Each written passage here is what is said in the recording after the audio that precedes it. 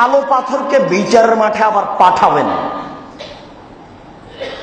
ওলাহু আইনানে, কালো পাথরের দুইটা চোখ হবে।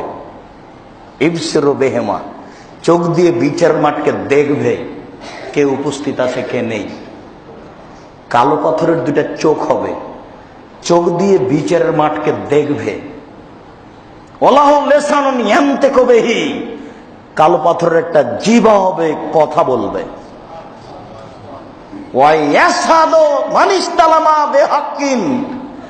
আর ওরই পক্ষে কথা বলবে যে বৈধ পয়সা দিয়ে হজ করে চুমা দিয়েছে। 3 নম্বর বাক্যটা খুব কঠিন হয়ে গেল, তাই না? মানে বিষয়টাই তাই, না হলে যেভাবে বলেছেন সেভাবে বলতে হচ্ছে। তিনি বলছেন যে মানিস তালামা বেহাক্কিন, বেহাক্কিন বৈধভাবে সত্য সত্যই চুমা দিয়েছে। শুধু যদি আল্লাহ নবী বলতেন মানিস তালামা, যে চুমা দিয়েছে তার ব্যাপারে কথা বলবে, তাহলে আলহামদুলিল্লাহ কোনো ব্যাপার ছিল না। কিন্তু বলছেন যে যে ব্যক্তি চুমা দিয়েছে বেহাক্কিন, সত্য সত্যই, মানে বৈধ পয়সা দিয়ে হজ করতে গেছে। মনে আছে কি একদিন বলছিলাম যে মানুষ বাপের জমি বিক্রি করে হজ করতে যায়, হিসাবটা ভালোই আছে। মানে নিজের আয় উপার্জনের ব্যাপারে সে অত বিশ্বাসী নয়। বাপদাদার যেটুকু পৈতৃক সম্পত্তি আছে এইটুকু বিক্রি করে গেলেও শান্তি পাবে, কথাটা ঠিক আছে, হিসাব নিকাশ ঠিকই আছে। পৈতৃক সম্পত্তি বিক্রি করেই বা পৈতৃক সম্পত্তি পাওয়া টাকা দিয়ে হজ করতে যাওয়া ভালো। তবে আপনি যদি নিশ্চিত হন আপনার টাকার ব্যাপারে, আপনি যাবেন। পৈতৃক সম্পত্তি বিক্রি করে যেতে হবে এ কথা আমি বলিনি, মানুষে যায় তাই বলছি। মানুষ কেন যায়? মানুষ নিজের উপার্জনের চেয়ে বাপ দাদার উপার্জনের টাকাকে কি করে? বেশি বিশ্বাস করে। কথা কি আমি বুঝাতে পেরেছি? আপনার উপার্জিত টাকা দিয়ে আপনি হজ করতে পাবেন না এ কথা বলিনি। রাসূল সাল্লাল্লাহু আলাইহি ওয়াসাল্লাম বললেন, এক, কালো পাথর বিচারের মাঠে আসবে, তার দুইটা চোখ হবে, দেখবে। কালো পাথরের একটা জিহ্বা হবে, কথা বলবে। কালো পাথর ওই লোকের পক্ষে কথা বলবে যে লোক সত্য সত্যই চুমা দিয়েছে। রাসূল সাল্লাল্লাহু আলাইহি ওয়াসাল্লাম বলেন, নাজালাল হাজরুল আসওয়াদ মিনাল জান্নাহ কানা আসাদ্দ বেয়াজা মিনাল লাবানে। কালো পাথরটা পৃথিবীতে এসেছে জান্নাত থেকে।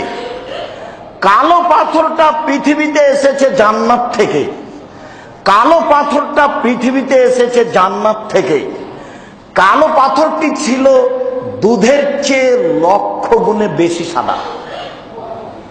মানে দুধের চেয়ে খুব খুব বেশি সাদা ছিল, বেহিসাব সাদা ছিল। দুধের চেয়ে কত বেশি সাদা ছিল তা মানুষ জানে না। আল্লাহ নবী বলছেন যে কালো পাথরটি দুধের চেয়ে লক্ষ গুণে, অনেক গুণে বেশি সাদা ছিল। খাতায়া বানি আদম, আদম সন্তানের পাপ পাথরটাকে কালো করে দিয়েছে, তাই নাম পড়েছে কালো পাথর। শেষের বাক্য মনে হয় বোঝা গেল না। মানে কালো পাথরটা কোথা থেকে এসেছে? জান্নাত থেকে। কালো পাথরটা কি রঙের ছিল? দুধের চেয়ে সাদা। এটাকে কালো করে দিয়েছে কি? আদম সন্তানের পাপ, আদমের ছেলে মেয়ের পাপ ওই পাথরটাকে কি করে দিয়েছে? কালো করে দিয়েছে।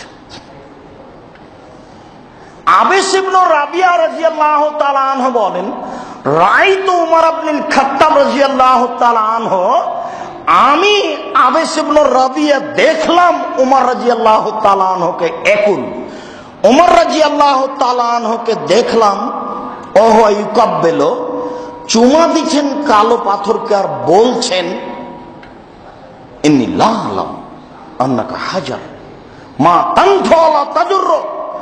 উমর চুমা দিচ্ছেন কালো পাথরকে আর বলছেন, এই পাথর, আমি জানি তুমি একটা পাথর, তুমি কোনো উপকারও করতে পারো না, তুমি কোনো ক্ষতিও করতে পারো না।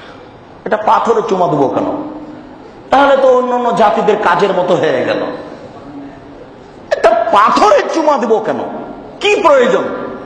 উমর বলছেন যে এই কালো পাথর, আমি খুব ভালোভাবেই জানি যে তুমি কোনো উপকারও করতে পারো না, তুমি কোনো ক্ষতিও করতে পারো না।